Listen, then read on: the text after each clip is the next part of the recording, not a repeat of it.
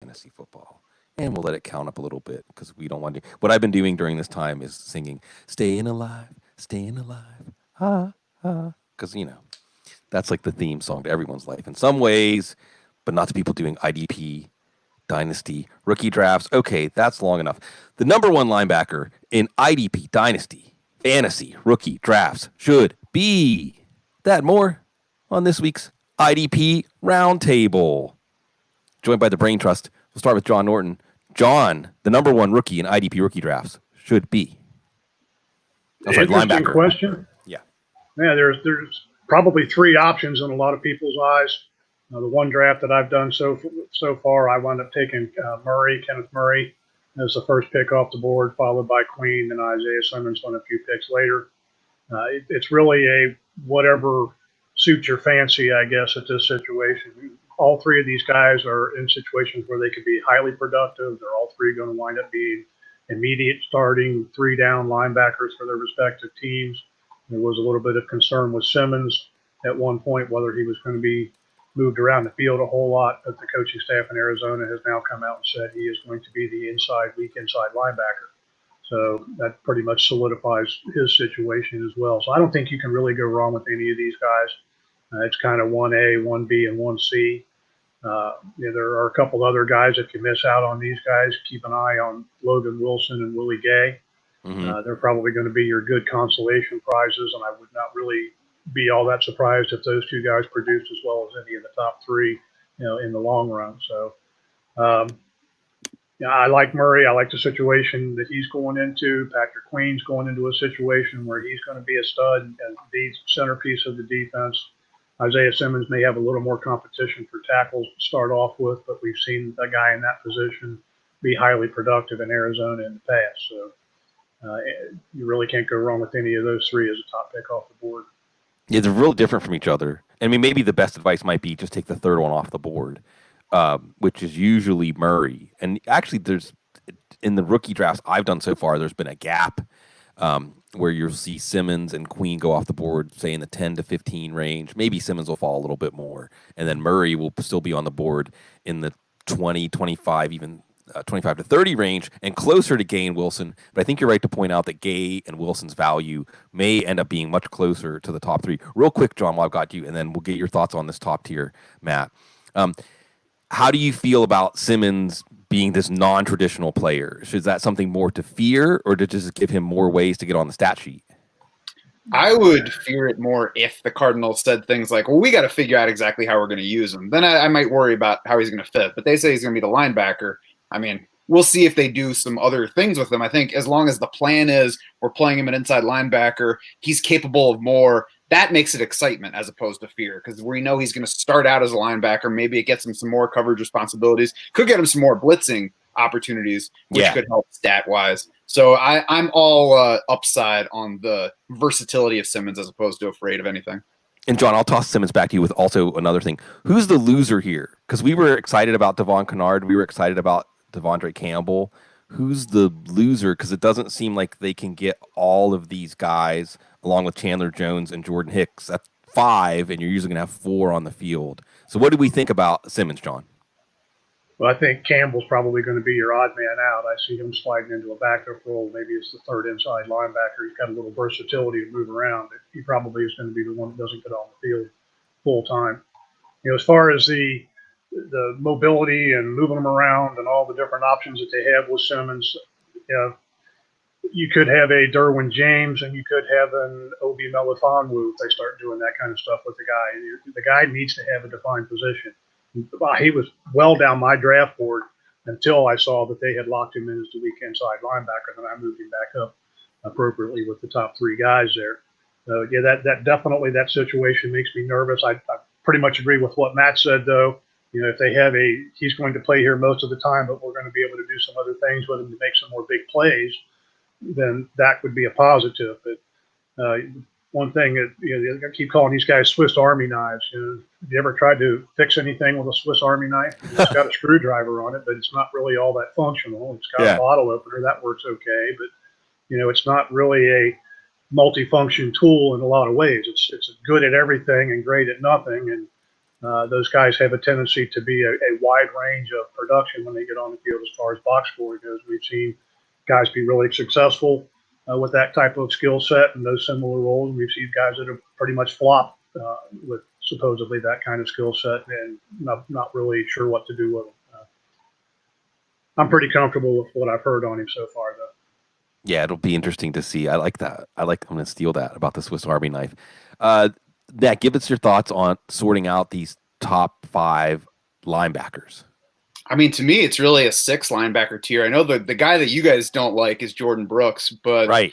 I mean, clearly the Seahawks like him. They took him in round 1. I know that was the argument for Rashad Penny a couple years ago, but the draft capital matters for him getting on the field, for their outlook for him. I think there are a variety of ways that could happen where he could step in for KJ Wright this year. If KJ Wright's not ready off his latest surgery, he could step into the Michael Kendrick spot on the other side, which we assumed would be Cody Barton's, but now Jordan Brooks is in here. Bobby Wagner he could be out of the Seahawks picture in a couple of years. And I think Jordan Brooks has the possibility of starting on the outside and eventually sliding into the middle to take over for Bobby Wagner. So I think there's a variety of paths that he could take.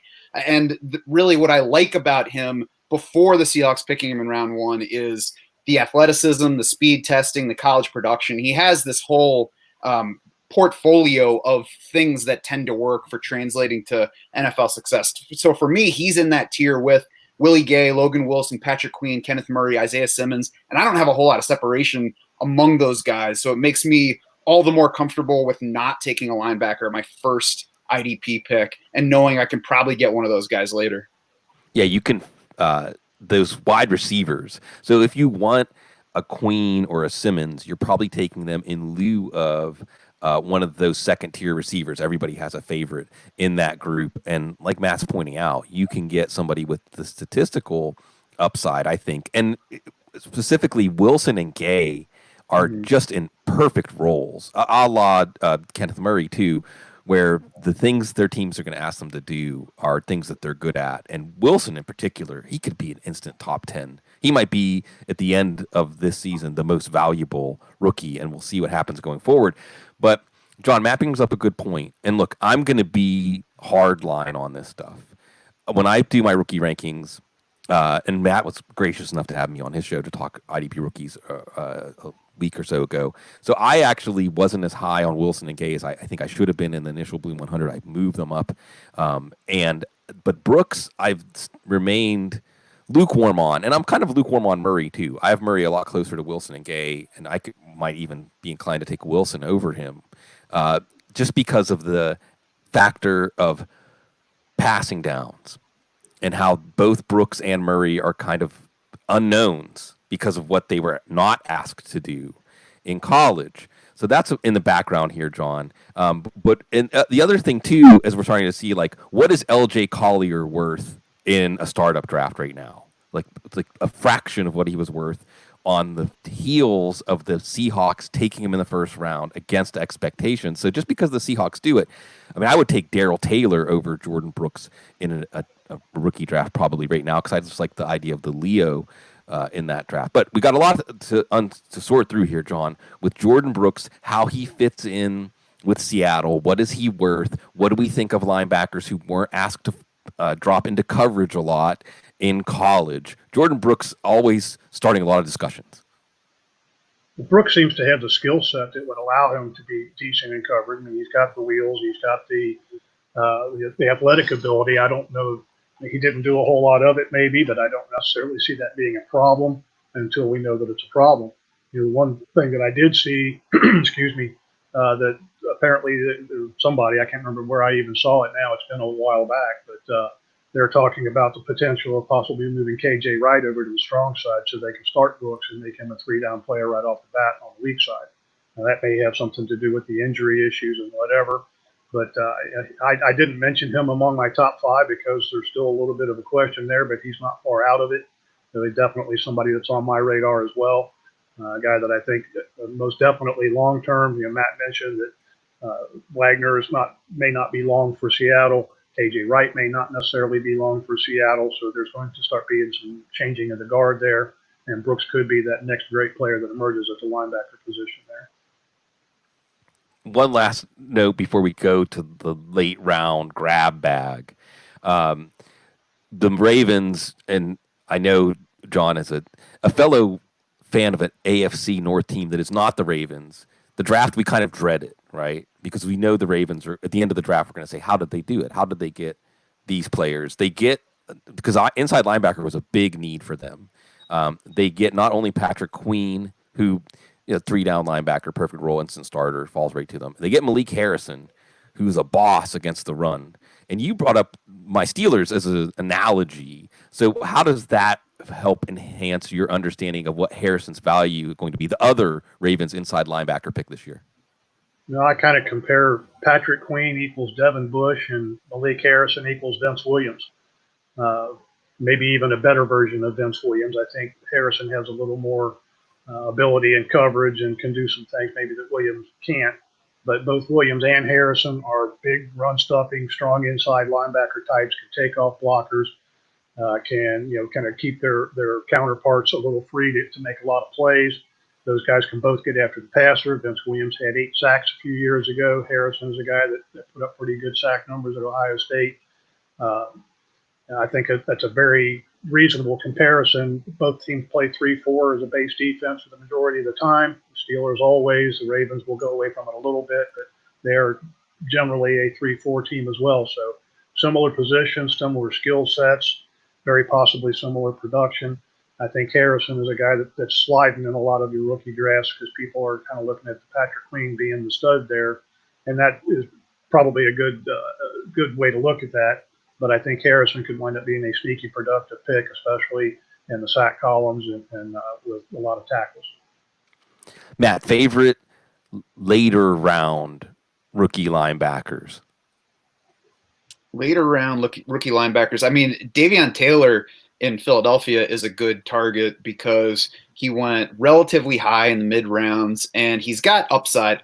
I'm not sure that he's going to play right away because he probably needs more development than a lot of other guys, even that went maybe a little bit after him in the draft. But there's opportunity right away if Taylor shows them that he's ready. He started out at JUCO, only played 2 years at Colorado, barely played in high school because of religious reasons. Religion didn't allow him to play in Friday night games. So he's going to need more seasoning, but he's got great speed, was a speed score winner heading into the draft, good athleticism, should be a good coverage guy. Philadelphia's linebacker picture is completely wide open right now. It looks like Nate Gary, and I forget, it's been so long now, I forget whether it's Jerry or Gary, but anyway, wide open for the Philadelphia linebackers. I'll be curious to see how soon they think Taylor's ready to play, but I think at least by 2021, he should be an upside guy looking at a potential 3-down role for Philly. So you mentioned Jerry or Gary.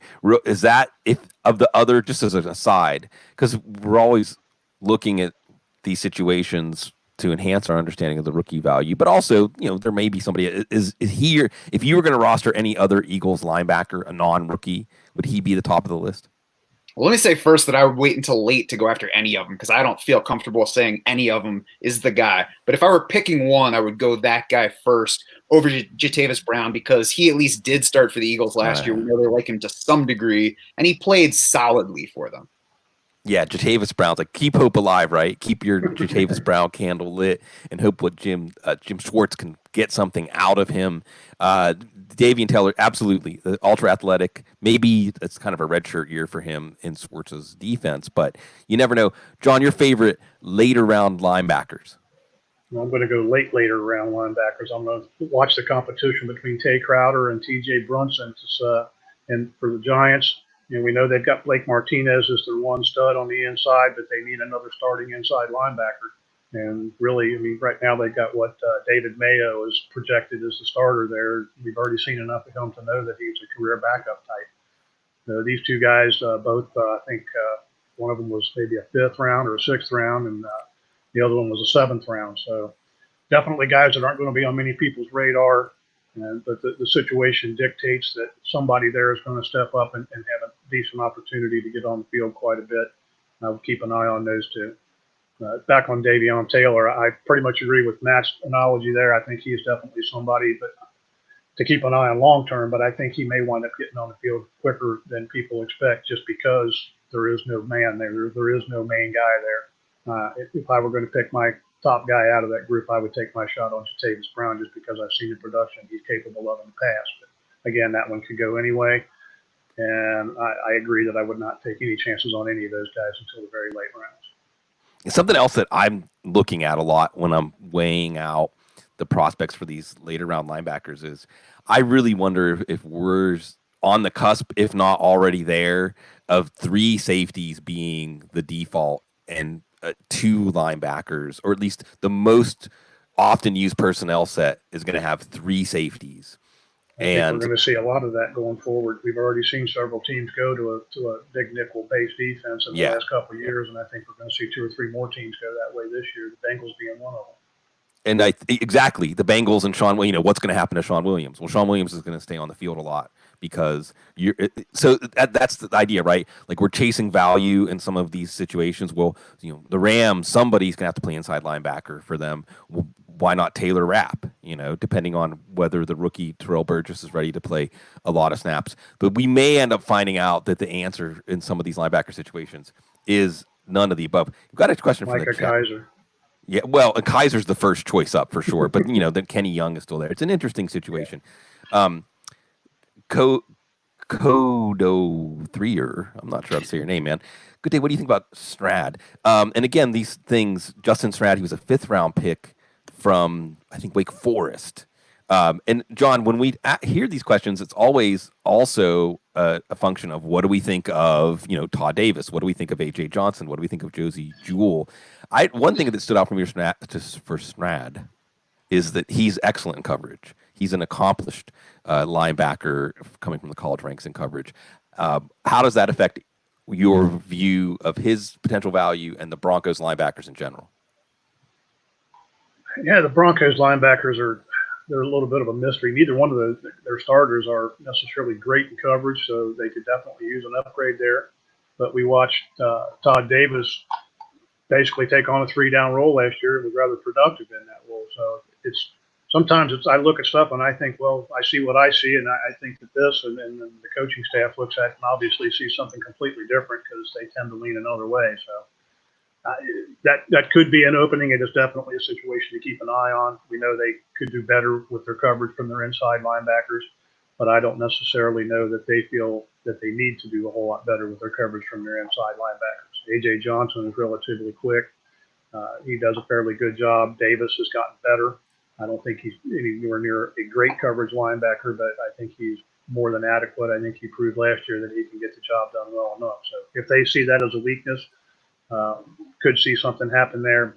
Maybe some package situations if they get some guys that maybe they can start rotating and moving some guys in and out, which could hurt the value of the guys that are in there to start off with. I really don't see a whole lot of change going there at this point, but it is something to keep an eye on.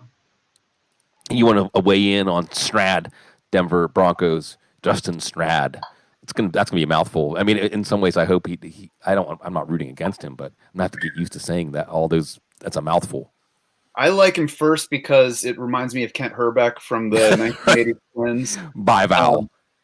So I mean, I'm not going to say that I'm excited about Sternad in particular. I do think it's a situation worth watching because I don't think they're settled long-term at linebacker. I agree that Alexander or A.J. Johnson, depending on whether we want to go with his parents' given name, I like him as the upside guy right now. I think that there's opportunity for Sternad to battle for the other spot with Todd Davis. I think Justin Hollins, though, is another guy that they drafted.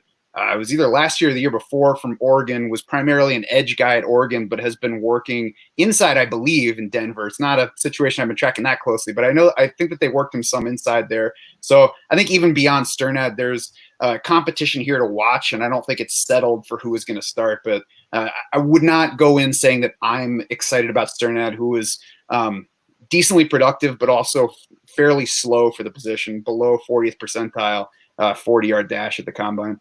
And Matt, everything's starting to blend together. So I'm sorry if I had this conversation with someone else, but my brain is telling me that you and I had a conversation about Zach Bond as a potential guy to be an inside linebacker also, just while we're on this linebacker conversation.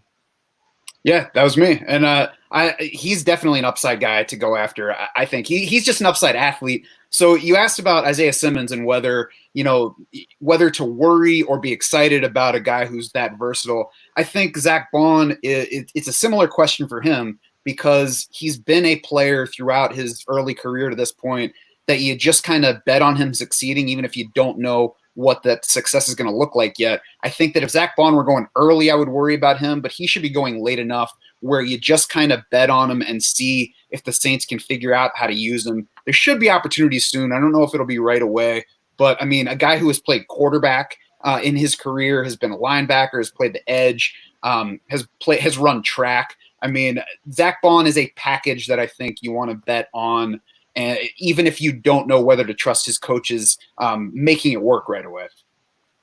All right, let's go up front to the defensive line, John.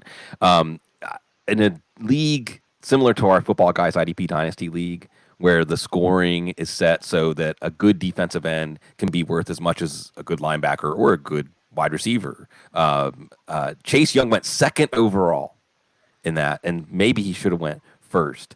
How much of a gap is there, John, between Chase Young and everybody else in this rookie class? And for that matter, where does he debut in dynasty rankings? I mean, is he up there basically with the Bosas and Myles Garrett and just about anybody else you could imagine? Or are you buying in to Chase Young as a superstar? I am buying into Chase Young as a superstar. I think you have Chase Young on his own pedestal at the defensive end, defensive line position, and then everybody else is starts at a different tier. As far as putting him in with all the rest of the guys, I would tend to say that Chase Young is probably worth drafting ahead of the linebackers, if for no other reason than the fact that he is the only one at that position that has that kind of potential.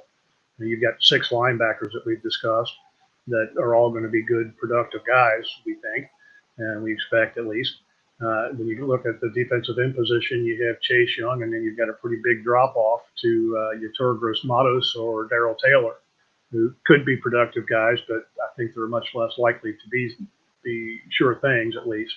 And what we've seen in recent years with the Bosas and some of the guys that have gone first overall, there's been great success in the NFL with getting those stud defensive ends, and really those guys that go in the first 4 or 5 picks being highly productive like that.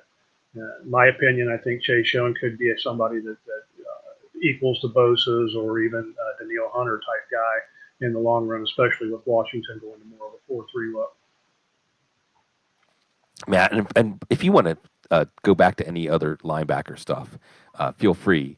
But I want to also hear your thoughts on Young and your favorite best of the rest after Young on the defensive end, defensive line.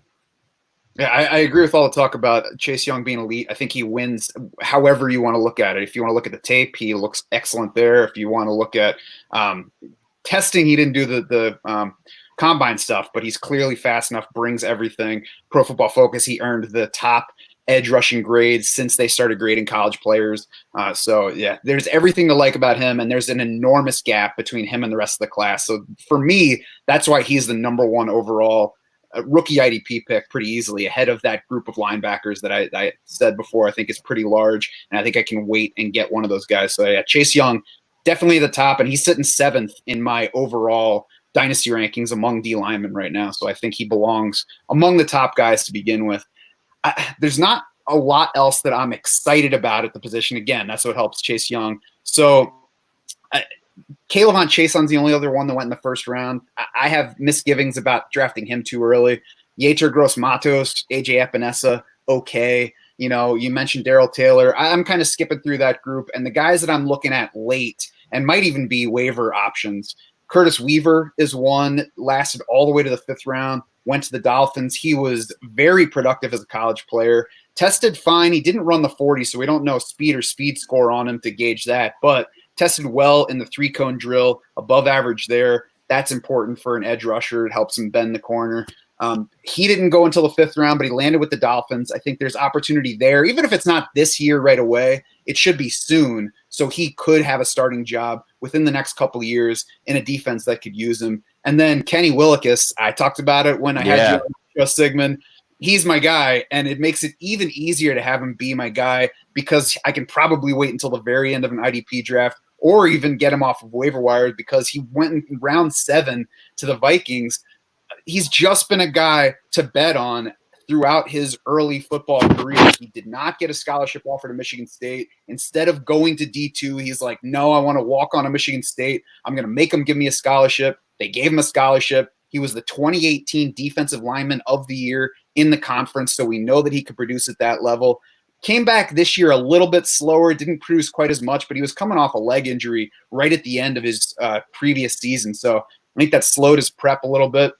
I think the tape looks fine. He didn't blow anybody away at the combine, but he did test similar to Charles Johnson and Olivier Vernon. So it's not like he tested like a non-NFL player. I was shocked that he lasted until round 7. And then the fact that he lands with the Vikings only helps me believe that as long as he shows whatever he failed to show the coaches heading into the draft, whatever people didn't see in him, if he shows it in early workouts with the Vikings, they have the defensive coaches to be like, all right, we got to get this guy on the field. And I think it's going to happen within his first couple of years.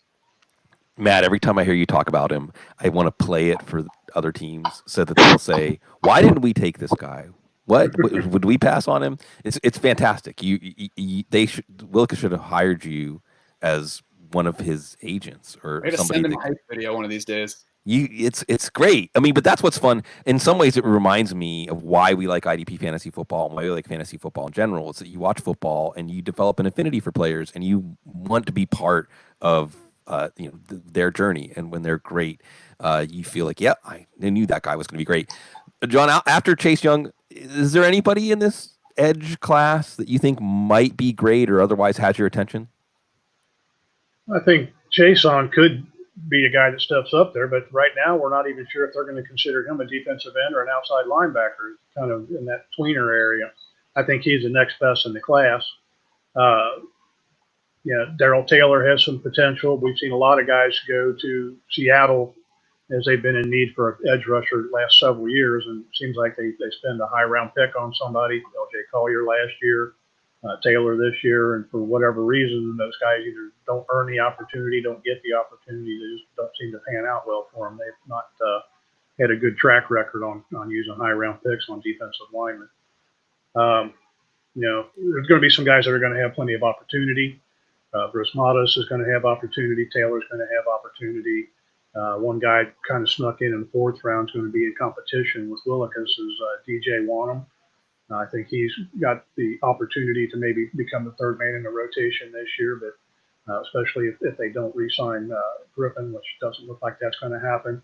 But there's going to definitely be an opening there. There's going to be some guys to keep an eye on. Could be some people step up. One guy I like, late round pick, 5th round pick to the Cowboys, Bradley N.A.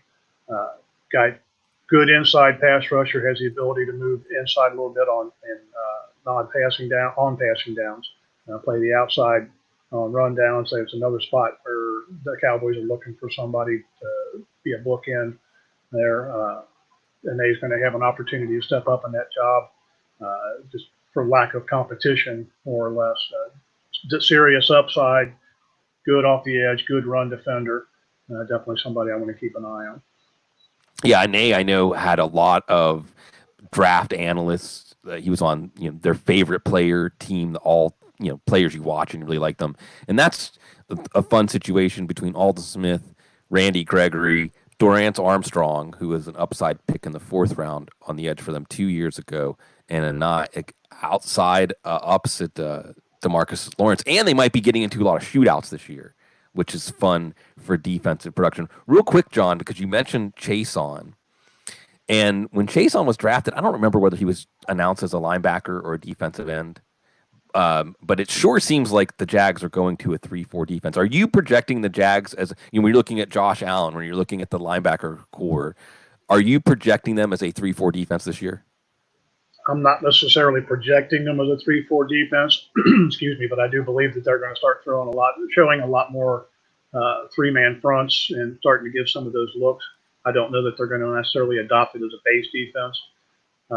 They have the personnel to do that should they decide to do it that way. But there really hasn't been anything mentioned from anybody there in Jacksonville to lead me to suggest that they're really leaning that way as a full-time changeover. Yeah, it's like more like they have. Go ahead, Matt. I was going to say one thing I would add there is I think the Jaguars are going to have a new coaching staff next year. So even if things go similar this year, I mean, we could get a new staff in next year and see a whole different scheme. And it just looks like they have the personnel for a 3-4 approach. It's just a question of what they're going to do. And I think, again, go ahead. We saw Josh Allen come in last year, and then we had the same situation with him. Is he a linebacker or is he a defensive end? And they moved Calais Campbell inside so they could start Allen at defensive end. Now Campbell's gone. I don't think they're going to move Allen inside so they could start Chase on at defensive end, but they still added somebody as another outside rusher. So it could be that they're looking at going to a 3-4. They definitely got some guys that can stand up and play. Yeah, something to watch when training camp opens, for sure. Kent Ali, and thanks again to the people who come to experience the show live.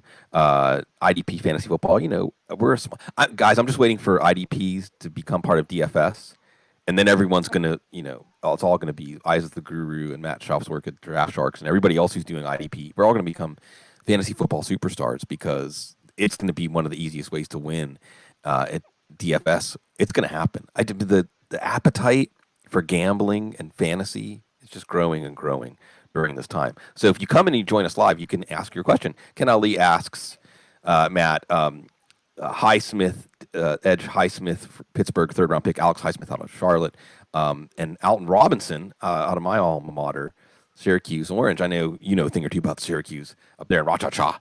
What do you think about these pass rush specialists? Kent wants to know. Both guys are speed score winners coming in. Alton Robinson's fourth among all edge players in the class in that category. Alex Highsmith also above average at eighth. And they were both productive, especially Robinson was productive on the tackle front. I like Robinson's opportunity. We talked about Darrell Taylor, and we talked about just the general D-line group in Seattle. There are few answers there without Jadeveon Clowney. So I think Alton Robinson could be in competition for some immediate opportunity there. I don't think he's all that different as a prospect from Taylor, even though he went behind him in the draft. I think there's room for those guys to be competing for the same spot. So I think he's worth a look later in the draft. Highsmith blocked for immediate opportunity. I don't think he's going to give you anything in 2020, but we also have seen Pittsburgh be willing to let people go. I don't know what they're going to do with Bud Dupree yet. I know that they franchised him this year. I was kind of surprised that they franchised him coming off of basically one really good season so far. I guess I wouldn't be shocked if he doesn't get a long-term deal, given especially that they're in a horrible cap situation right now. So maybe he's just around on the franchise tag. Then maybe next year he moves on and then there's opportunity. So I think that as long as you can see that path for opportunity, then investing in Highsmith later in the draft makes some sense. But you have to be patient for sure if you're going to draft him. Yeah, these are interesting guys because, like you said, we mentioned Darrell Taylor and that Leo position, and right now they brought back Bruce Irvin. But next year, one of these guys could be Leo. And Robinson and Highsmith, it was kind of a weak edge class, as we've been hitting over and over again, talking about Chase Young and the drop-off from Chase Young. But Highsmith and Robinson are both somewhat advanced pass rushers for a college pass rusher. But that might also be like their main card, right? Because we've had these guys come out like Christian Miller with Carolina, Tim Williams, who I don't think he even lasted with Baltimore very long, did he? These pass rush specialists in the third round who show a lot as edge rushers, but don't necessarily have a lot in their game other than that, what happens with them. So as Matt mentioned, Bud Dupree they're going to try to get a long-term deal worked out, I think, but also it could be an either-or issue with him and Juju Smith-Schuster. The Steelers generally will let guys walk. That could open up something for Highsmith. We know Seattle doesn't really have their Leo of the future set. John, you want to chime in at all on Highsmith and Robinson for Kent?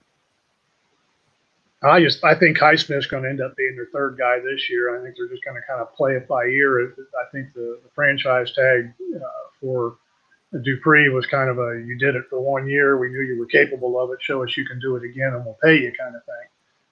If he comes out and has a great year, then he probably gets a long-term contract. If he comes out and goes back to the typical 4 or 5 sacks like he gave the first 4 years of his career, I think he's probably out of there. And a lot of that decision could depend on how well Highsmith comes in and steps up. If he comes in and just grabs a hold of everybody's attention and does some pretty good things, there could be a lot more likely that they let Dupree walk and move Highsmith into that role. I think they're definitely looking for options. They're looking for depth at the position. They're looking for guys that could step up because they're not sold on their veteran being able to get the job done. course, Alton Robinson in Seattle. I mean, the problem with these guys that I see with the guys that are pass rush specialists is when you put them on the field, you're basically telling the offense what you're doing. These guys watch the sub packages. They know who's on the field, and it's way too easy to audible into a play that just runs right over these guys that can't play run defense. So you really have to pick your places when you get them on the field, and I think it's very limiting to what their uses are, what the defensive coordinators can do package wise and so forth in order to hide the deficiencies that those guys have. So, we rarely see those guys develop as much more than the part-time edge rush guys. They'll get half a dozen plays, snaps per game, something like that. But unless they can step up as run defenders, long-term value is pretty much out of the question for IDP owners. All right, let's go to, and of course, there's any number of other players we could talk about. We could go on many hours. But again, remember, Guy's the guru and everything. You get Football Guys on the IDP side, and Matt Schauf, you can find it. Draft Sharks, SCHAUF. Maybe the most fun part of this class, certainly the most fun to go back and watch, as if you're watching down to the 5th player or the 10th player, safeties. Safeties are fantastic in this class, and this is the kind of class, if you're doing an IDP rookie draft, you might just reserve a 3rd and 4th round pick if you don't like your safeties, and maybe even have 2 instant starters, but certainly have 2 guys that you can project to be excellent IDP safeties for a long, long time. Matt, your favorite safeties to target, because this is going to be something where everyone's board's going to be different. So much like the linebackers, hey, just wait for the 4th, 5th, 6th guy, and you might get somebody as good as the 1st, 2nd, 3rd off the board. Safeties are similar, but who do you like the best? I like Grant Delpit atop the safety class. They've already talked about liking his versatile skill set, and they, being Kevin Stefanski, the new Browns head coach, has talked about he can do everything that they want their safety to do: cover, play in the box, all that. He's got immediate starting opportunity in Cleveland, where they've been weak at safety. They brought in Carl Joseph this offseason from Oakland. I was wondering if he might be an upside guy, but I mean, Grant Delpit's going to be the leader at that position for sure. His production dropped off a little bit in his final year at LSU, but he played through a high ankle sprain for a lot of that. So you can explain away that potential issue for him. Before that, he was lights out as a sophomore in the SEC. So he's at the top of the class. And then I think very close behind him are Xavier McKinney with the Giants, who's probably going to step into Antoine Bethay's role right away this season, and Jeremy Chin with the Panthers, who is linebacker sized and also faces immediate potential starting opportunity with the Panthers, who let Eric Reed walk. Actually, released Eric Reed coming off a great fantasy season, but apparently not a great enough. And like $10 million guaranteed last year too. Right. So I love the immediate opportunity on those guys, and they all went within the first 40 picks of the draft. So draft capital, the teams like them, and the college production's there behind them. Yeah, and with Delpit, he's another one that fits into, and McKinney, both fit into that idea of if there's weakness at linebacker, then that can be an opening for these guys to play a linebacker role in the sub packages. And John, and look, I'll be happy to report that the safeties are mixed up enough on people's boards that you can get your number one safety. You can feel pretty good about that. Who's your number one safety, John? Yeah, I pretty much agree with the call on Delpit as far as being one of the top guys, but my number one safety is Xavier McKinney. I think he's a Collins clone. He's got the speed, he's got the ball skills, he's a tackler, he reacts quickly, all the good things that you can say about a guy as a safety. He makes a lot of tackles. His production in college was good. I just see too many comparisons there. They have one good linebacker in front of him at this point. But they need 2 guys there, so I think there's going to be enough opportunity to make tackles. There's so much about his game that I think he's going to wind up stepping right in there into that strong safety position. I mean, Antoine Bethea put up good numbers last year. He's 49 years old or something like that. So you get somebody with a little more speed and natural ability. And Bethea's a good player. He's always been a good player. But the thing Bethea didn't bring to the table that McKinney does is the big play potential, I believe. Delpit, not far behind him. Again, the situation which Matt touched on is right on the money.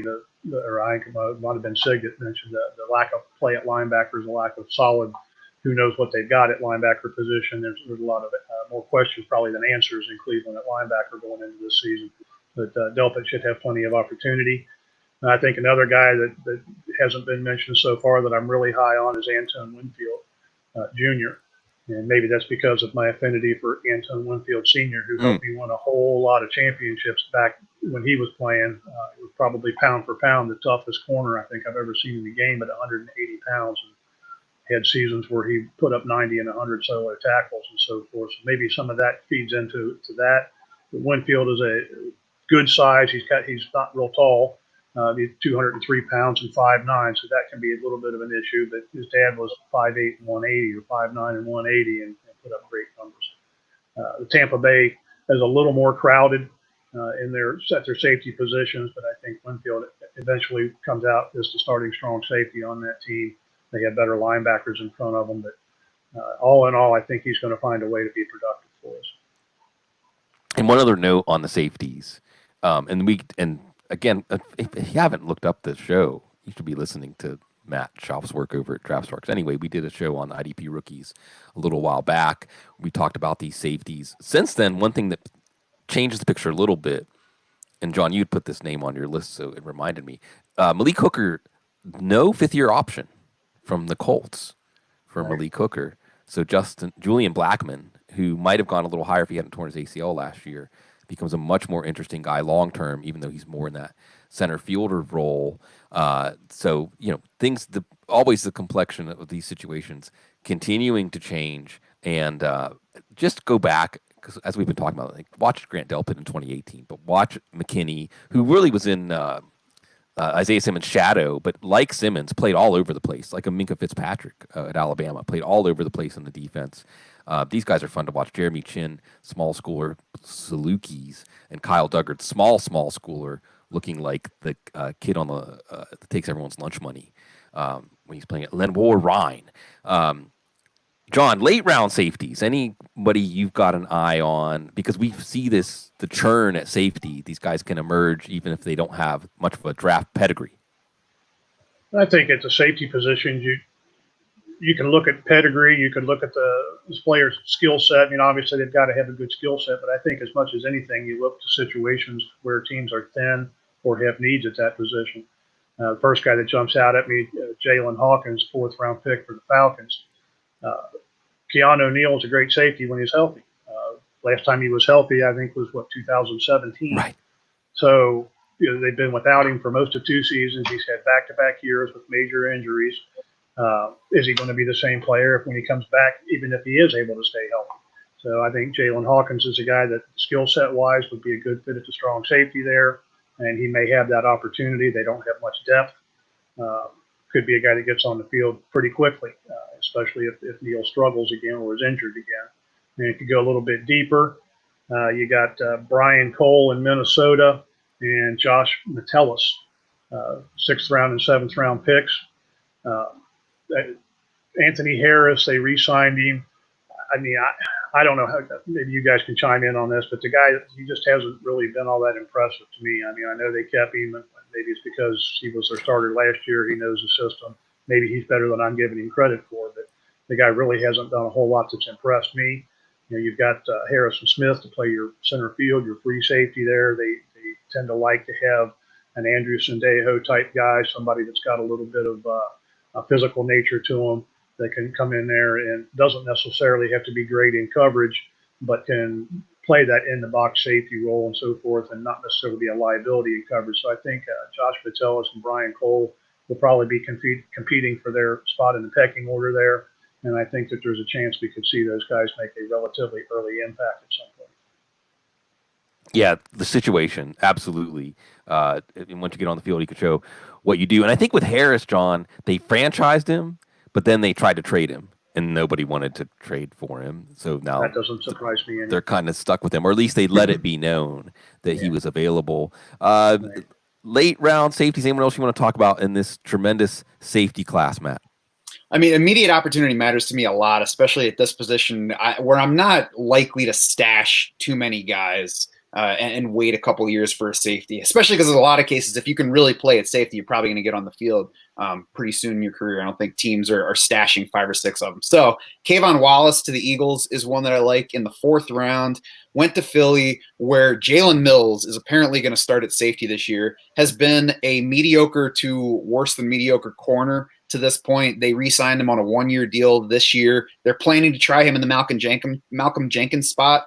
That they might not even get to September and still think that's a good idea. I don't know yet. I haven't watched Jalen Mills play safety. I'm assuming they know him better than I do, so we'll see. But I'm saying at least there's a chance that Jalen Mills doesn't work out and that Kayvon Wallace faces immediate starting opportunity if it doesn't work out. Ashton Davis for the Jets. I mean, there's a chance that they move on from Marcus May to Ashton Davis as soon as this year. And then if we want to look way down the list, I think one guy to keep an eye on is L'Jarius Sneed in Kansas City. I don't know a whole lot about him personally, other than that they think that he has the potential to play in the slot. So maybe he's somebody who's not actually a safety, but could play slot corner for them. They just let Kendall Fuller go in free agency, so that's some opportunity. And then Geno Stone is a safety that Daniel Jeremiah talked up. Like they expected him to go in the round 2 or 3 range. He was high in Pro Football Focus's rankings, lasted until I think it was round 7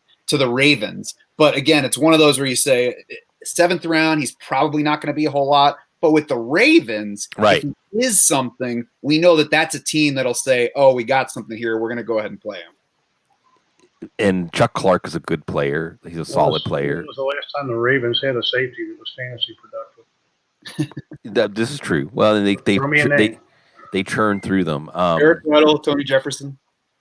Weddle was okay. They weren't really that fantasy productive, and they were okay. Useful. Ed Reed, no. Yeah, you're talking about great players that in that system just weren't able to get it done in the box score. And I think that's the problem with somebody from Baltimore. He might be a great player in another situation. He would be a lot more high on the watch list, but they are so strong in the front 7 there. There's just not enough opportunity for the safeties to make plays. It's true. Well, and then they have Harrison and Queen now. But right. I definitely, like, if we were looking at safeties, the starting 64 safeties or 96 or somewhere in between, Chuck Clark's a solid player, but I wouldn't necessarily think his name is in stone. Maybe Geno Stone. Well, I didn't even mean to do that. All right. We turn the page. Real quickly, too, by the way, Earl Thomas had an interesting off-season incident.